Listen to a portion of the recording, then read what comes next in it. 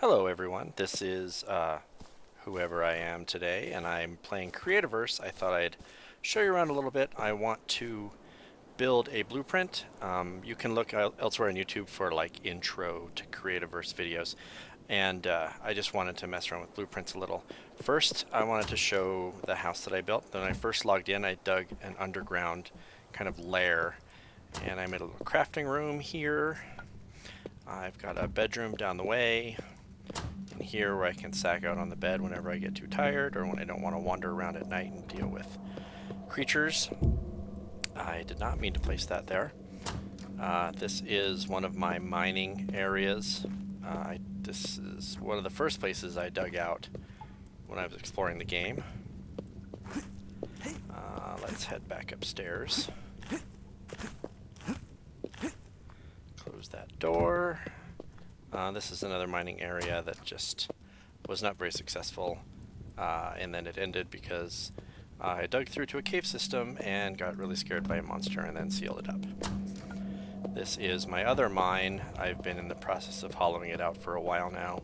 I have some harvesters that I just haven't gotten around to harvesting. And let's go back up to the surface where I have used a couple of blueprints to build some things. The blueprints in this game are just wonderful. It's like building Legos. You get a little outline of the thing you want to build, and it tells you what blocks to place where. And if you have limited creativity, like I do, these are marvelous. This is a keep that I built. The blueprint, let's look at the blueprints list here. It is called the Cragwood Keep. So I built that, and it's quite cool inside. It's got these really tall watchtowers you can climb up and see for miles and miles. It's kind of neat. There's 4 towers, and then it's got 2 floors in the middle, which is pretty slick. I'm having trouble figuring out the ladder. Sometimes I just fall all the way down and die, but I managed not to do that this time. Here's first floor. You've got some tables and chairs. It's all very nice. We have a ladder up to the second floor, which I'm not thrilled about. I would prefer stairs. I think it'd be a little cooler, but the second floor in the blueprint is not decorated, and I haven't bothered to put anything in here. And then the third floor is just a roof that you saw from when I was at the top of the tower. Anyway, I quite like this blueprint. I think it's very cool. Most of this game is pretty neat, actually. It's, as you can maybe tell, pretty similar to Minecraft, but the graphics are much more detailed. I don't want to say better or worse because everyone has their own kind of opinion about what constitutes good graphics or bad graphics. This is another blueprint that I built. It is called some kind of fort. I can't remember. At the Iron Bunker, that's what it's called. I built it up here on a hill because I thought that might be a cool place for a bunker to be. It uses a lot of iron. I built it not long after I got to the depth in my mine where I could get iron. So it's got all of these barred windows and curly iron in the walls, which actually took quite a lot of materials to build, but it's a pretty slick building. I like it a lot. I built it on top of a hill that I had to flesh out by hand so that it wasn't just sitting on a cube of dirt. It's still a little sparse. It's not, 100% what I might like, but I think it looks pretty cool. So, the fort that I want to, or the blueprint that I want to try this time is called a fort. Let's look at it in the blueprints here. It is, where is it? This guy, the fort, and we can look at some big pictures of it. I did not get a sense for how big this thing was just from this picture. I thought, hey, that looks like a cool thing. Let's try to build that. So I set it down, and it turns out it's enormous. So I cleared out a great big swathe of land here, filled in a couple of holes down into dungeons. Just wanted to make room for myself to build it. Now, at the end of it all, I don't necessarily want these just like razor sharp edges on the edges of mountains. I think once the fort is built, I'd like to tear these down and make them into more natural looking hills. But for now, let's have a look at what this fort looks like. I left myself a little 3x3 square of grass here so that I'd know where to place the cornerstone when I was ready to build it. So we're going to place it. and it's going to make this enormous blue outline of what the fort's going to look like when it's done. And it does this, I believe, so that you can get a sense for where it's going to intersect the land, both in terms of the trees growing above it and the ground beneath it. You're going to want level ground, obviously, to build it on. And so what I've done is I've gone one block out all the way around the edge to give myself plenty of room to build. And then, as I say, once I'm done, I want to knock down some of these hills so they look a little less artificial. So we're going to go ahead and activate this and then see what materials are required. I haven't even messed with this yet, so here we go. Well, first of all, it doesn't like the grass I have here, so that's fine. We'll just pick all that up. I have a diamond mining cell, which I quite like a lot because it's super fast. Well, a lot faster than the wood and the iron mining cell. So it looks like we're going to need some dirt, of which I have none, of course. I put everything that I was carrying in a chest before I started this video because I lack forethought. So let's teleport back home and grab some dirt, and we'll come and see if we can flesh this thing out a little bit before we end the video. I don't want to try to build the whole thing in one go. I think that would be absurd. These chests are here because I didn't know what else to do, quite frankly. They are just full of dirt that I cleared out when I was clearing space for my fort.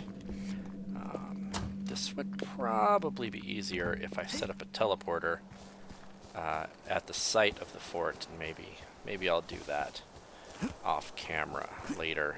Right now we're just going to run over until we run out of endurance.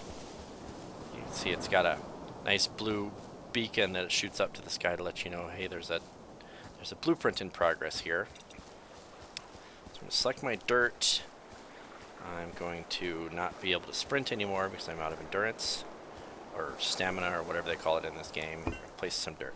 You can see that immediately when you place a block, it pops up with all of the other blocks around it that you're going to need, which I think is really, really pretty slick. Once you get off of the ground level, it will do that in 6 directions, and of course, instead of, well, I'm sorry. Do I mean 6 directions? Yeah, it's a 6-sided cube, right? Yeah, that's what I mean, 6 directions. As opposed to the 4 we're seeing now, while we're kind of just operating on the single plane here. So I'm just going to place some more dirt. And I have no idea how far it wants the dirt to go, so I'm just going to place it until it tells me to do something wrong. There we go. That's quite a lot of dirt. Alright, I guess I didn't need to clear out quite all the dirt that I did. It looks like I've maybe picked up one level more than I needed to pick up. That's fine though, I don't mind placing it back. I appreciate a certain amount of tedium in my games, so going back and redoing all of this isn't the worst thing in the world if you're me.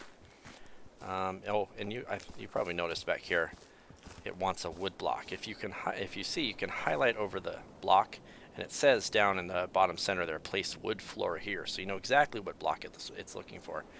But I'm just going to place dirt until I run out of dirt, or not dirt, grass, and then we'll see what the second layer looks like as far as we get it. Looks like some more wood floor is going to have to be placed. Whoops, don't want that there. Now just continue placing grass. And much like Minecraft, you can see that where these places where I pulled up grass is dirt, and the grass is slowly trying to spread back over it all. It's actually quite similar to Minecraft. I don't know if it's similar enough to constitute like infringement of some kind, but were I making this game, I would be worried about that. But I assume these guys have all their ducks in a row. Well, I can pick that back up. Let's go this way with the dirt and see if anything... Hello, pig. You're in my way. There we go. Let's go this way with the dirt and see if anything interesting happens. I keep calling it dirt, but they're obviously grass blocks. Not that I suppose there's all that much difference between the two in practice. And you can kind of see off in the distance this blue outline that it gives the blocks that have yet to be placed. It's really, really handy when building these things.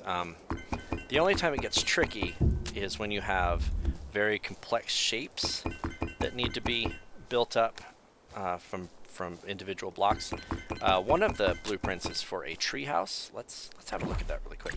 On a different world, when I was first starting to play this game, I picked up this this blueprint. I actually bought the kit, so I got a crate that had all of the materials that I would need in it, and you can see it's really, really cool. The whole building is quite neat, but all of these leaves that you can see and flowers embedded in them, you have to place those by hand, and it's I like tedium, I really do, but that's it was almost too much even for me.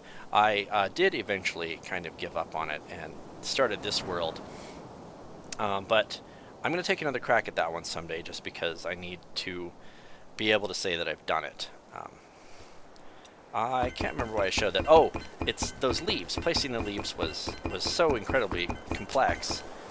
You would have to, I think, the next time I try to do it, I will need to have some kind of system for making sure that I'm placing things like in layers, maybe, so that I can know when I've missed something. Because as it was I was just sort of placing things haphazardly, and I couldn't.